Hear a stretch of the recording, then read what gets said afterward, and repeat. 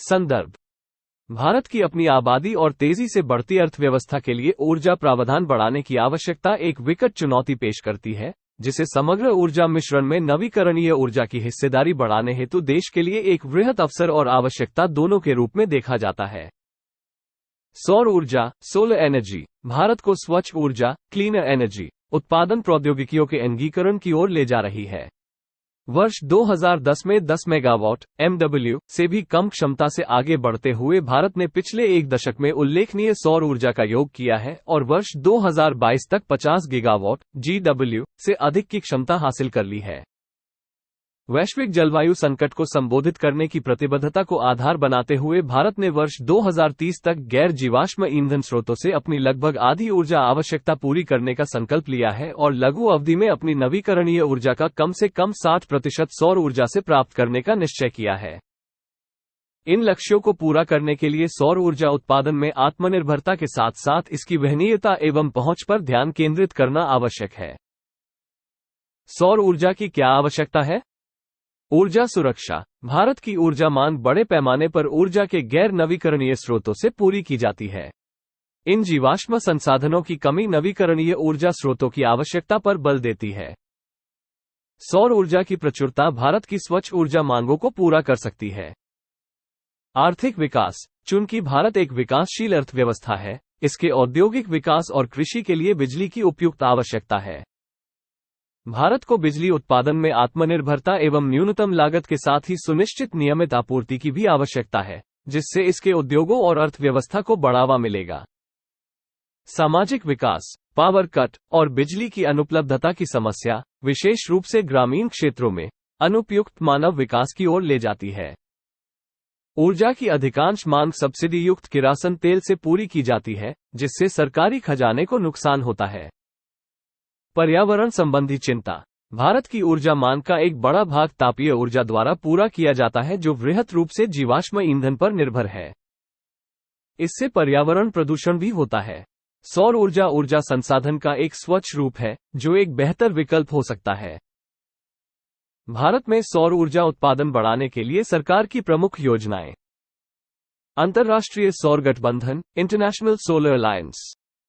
राष्ट्रीय सौर mission, national solar mission. किसान ऊर्जा सुरक्षा एवं उत्थान महाभियान। One sun, one world, one grid, OSOWOG। भारत में सौर क्षेत्र से संबंधित प्रमुख चुनौतियां। विद्युत क्षेत्र में अपर्याप्त योगदान। स्थापित सौर क्षमता में उल्लेखनीय वृद्धि के बावजूद देश के विद्युत उत्पादन में सौर ऊर्जा का योगदान उस गति से नहीं बढ़ा है। उदाहरण के लिए, वर्ष 2019-20 में सौर ऊर्जा ने भारत के 1390 बिलियन यूनिट कुल बिजली उत्पादन में केवल 3.6% 50 बिलियन यूनिट का योगदान किया। इसके अलावा, जबकि भारत ने यूटिलिटी स्केल खंड में सौर ऊर्जा उत्पादन के लिए रिकॉर्ड निम्न टैरिफ हासिल किया है, यह अंतिम उपभोक्ताओं के लिए सस्ती बिजली उपलब्ध कराने के रूप में फलित नहीं हुआ है। उच्च आयात निर्भरता। भारत की वर्तमान सोलर मॉड्यूल निर्माण क्षमता 15 गीगावाट प्रति वर्ष तक सीमित है।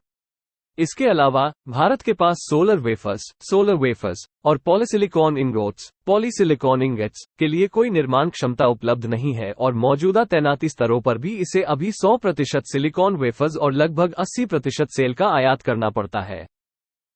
आपूर्ति श्रृंखला के शस्त्रीकरण का जोखिम, विशेष रूप से सिलिकॉन वेफर, जो सबसे महंगी कच्ची सामग्री है, भारत में विनिर्मित नहीं होती है। चूंकि वर्तमान में दुनिया का 90% से अधिक सोलर वेफर का विनिर्माण में चीन में होता है, भारत और चीन के बीच मौजूदा भू राजनीतिक तनाव भविष्य में आपूर्ति श्रृंखला के शस्त्रीकरण का कारण बन सकता है। जगह की कमी। सौर परियोजनाओं को स्थापित करने के लिए बहुत अधिक जगह, भूमि की आवश्यकता होती है और भारत में भूमि की उपलब्धता कम है। भूमि के एक छोटे से टुकड़े के लिए सबस्टेशनों के पास स्थित सोलर सेल्स को अन्य भूमि आधारित आवश्यकताओं के साथ प्रतिस्पर्धा करनी पड़ सकती है, जिसके परिणामस्वरूप स्थानीय समुदायों के साथ संघर्ष की स्थिति बन सकती है। सौर अपशिष्ट। अनुमान है कि वर्ष 2050 तक भारत का सौर अपशिष्ट 1.8 मिलियन टन तक बढ़ जाएगा। वर्तमान में अपशिष्ट नियम, वेस्ट रूल्स, सौर सेल निर्माताओं के लिए अनिवार्य नहीं है, जो प्रति वर्ष वृहत मात्रा में सौर अपशिष्ट के उत्पादन का कारण बनता है। लागत और पारेषण और वितरण। में घाटे सौर ऊर्जा को लागत प्रतिस्पर्धात्मकता और ऊर्जा के अन्य स्रोतों के साथ प्रतिस्पर्धा की समस्या का भी सामना करना पड़ रहा है।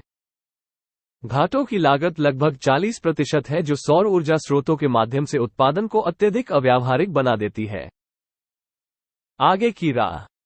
सौर ऊर्जा क्षेत्र में विस्तारित उत्पादक उत्तरदायित्व (EPR), भारत विस्तारित उत्पादक उत्तरदायित्व एक्सटेंडेड प्रोड्यूसर रिस्पॉन्सिबिलिटी (EPR) के संबंध में उचित दिशा निर्देश विकसित करने पर विचार कर सकता है, जिसका अर्थ है सौर उत्पादों के पूरे जीवन चक्र के लिए निर्माताओं को जवाबदेह ठहराना और अपशिष्ट पुनर्चक्रण के लिए मानकों की स्थापना करना।